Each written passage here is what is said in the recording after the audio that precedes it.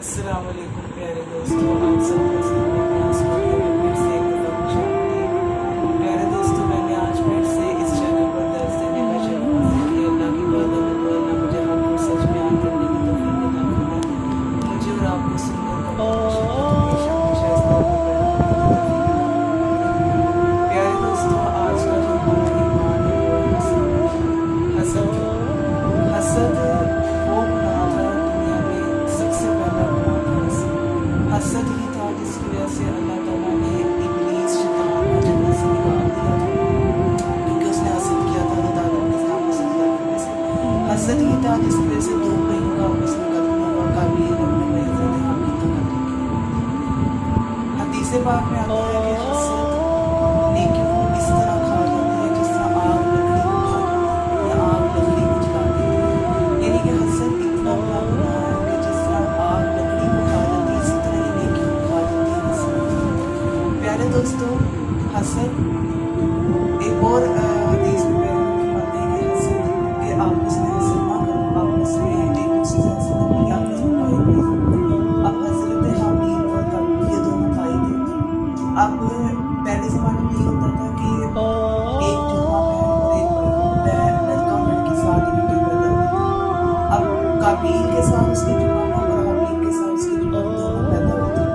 اب پہلے زمانے میں یہ قانون ہوتا تھا کہ جو ایک بھائی کی جمعہ بہن ہے اس کی شادی دوسرے بھائی کے ساتھ ہوتی، یہ قانون تھا۔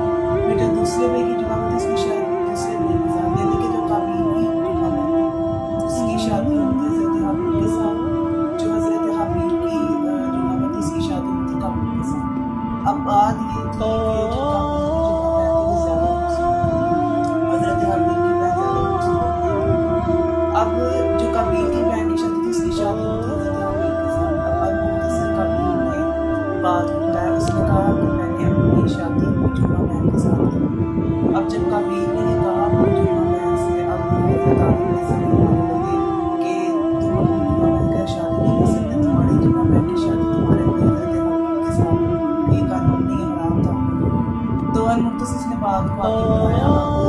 اللہ تعالیٰ کی طرف سے حکم آیا کہ آدم علیہ السلام، اب نبی جو بھی بات کرتے ہیں وہ اللہ کے حکم سے کرتے ہیں۔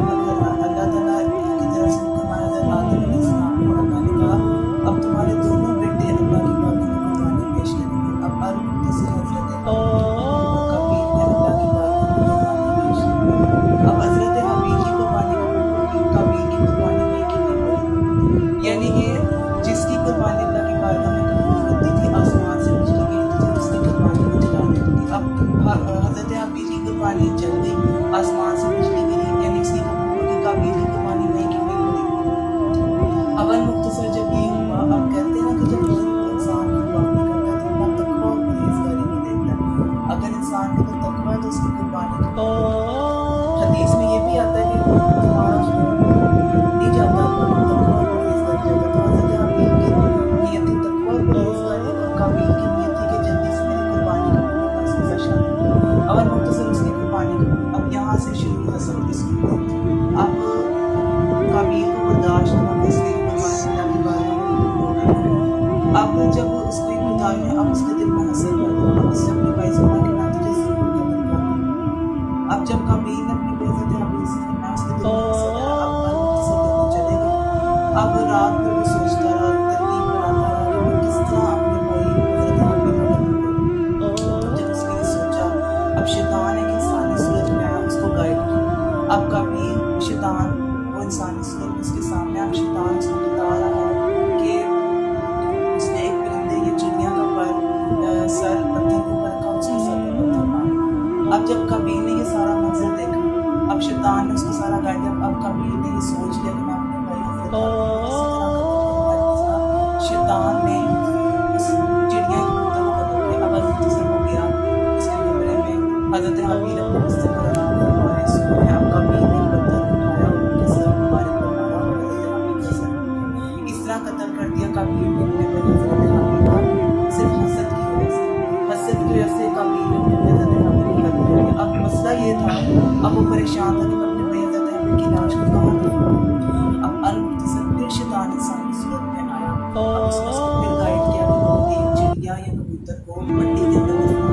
اب قابیل کو یہ سوچ آئی، اب اس نے وہی حرکت کی کہ اپنے حضرت حابیل کو مٹی کے اندر دفنا۔ اب دیکھیں حسد کی وجہ سے بھائی نے اپنے بھائی کو قتل کر دیا۔ اب جب اس نے کبوتر یا چڑیا کو دیکھا، اس نے اپنے بھائی حضرت حابیل کو دفنا دیا۔ اب جب اس نے اپنے بھائی کو قتل کر دیا حسد کے پیچھے، تو حضرت آدم علیہ السلام 1 سال تک غم کی تصویر بن کرے اپنے بیٹے حضرت حابیل کے قتل کے پیچھے۔ اب قیامت تک جتنے قتل ہوتے رہیں گے اس کا سارا گناہ قابیل کے اوپر ہے، جتنے بھی قتل ہوتے رہیں گے۔ تو پیارے دوستوں کے حسد تھا، ایک حسد ویسے بھائی نے اپنے بھائی کو قتل کرتے۔ اب قابیل اس وقت یہ بھی کہہ سکتا تھا اللہ سے کہ اللہ دعا کر سکتا تھا کہ مجھے بھی اچھی بیوی عطا کر، لیکن اس نے حسد کیا۔ اب دیکھیں نا حسد وہ ہے جو نیکی کو اس طرح کھا جاتا ہے جس میں آگ لکڑی کو کھا جاتی ہے۔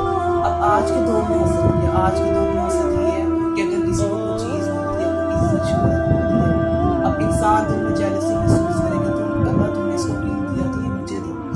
اب کسی کو چیز ملتی ہے، عزت ملتی ہے، کوئی کسی سے جلتا ہے، کسی سے جیلس ہوتا ہے، تو اس سے کہتے ہیں حسد۔ اور پھر اگر انسان نے نیکی کی ہو اور حسد پھر اس طرح نیکیوں کو کھا لیتی ہے جس طرح آگ لکڑی کو کھا لیتی ہے، کتنا بڑا گناہ یہ حسد ہی تھا جس وجہ سے شیطان دنیا میں کوئی ایسا موقع نہیں ہے ابلیس جس نے اللہ کو سجدہ نہ کیا، جہاں پہ اس نے سجدہ نہ کیا، تو اسی حسد کی وجہ سے اللہ نے اس کو جنت سے نکال دیا، اسی حسد کی وجہ سے ایک بھائی نے بھائی کو قتل کیا۔ حسد وہ گناہ ہے جو انسان کو اتنے بڑے گناہ کی طرف لے جاتا ہے کہ جو اس کی آخرت میں اتنی ہلاکت کا باعث ہوتا ہے۔ قرآن پاک کی سورۃ الفلق میں ہے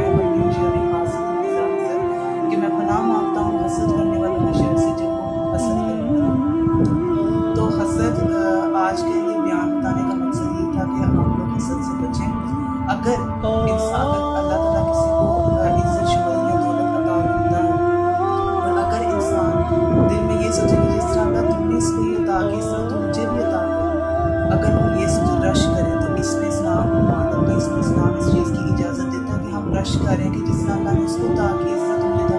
ہاں اگر آپ کو جیلس محسوس کریں، کسی سے جلیں، تو یہ حسد کے اندر آئے۔ تو اللہ سے دعا کہ اللہ ہمیں حسد سے بچنے کی توفیق عطا فرمائے۔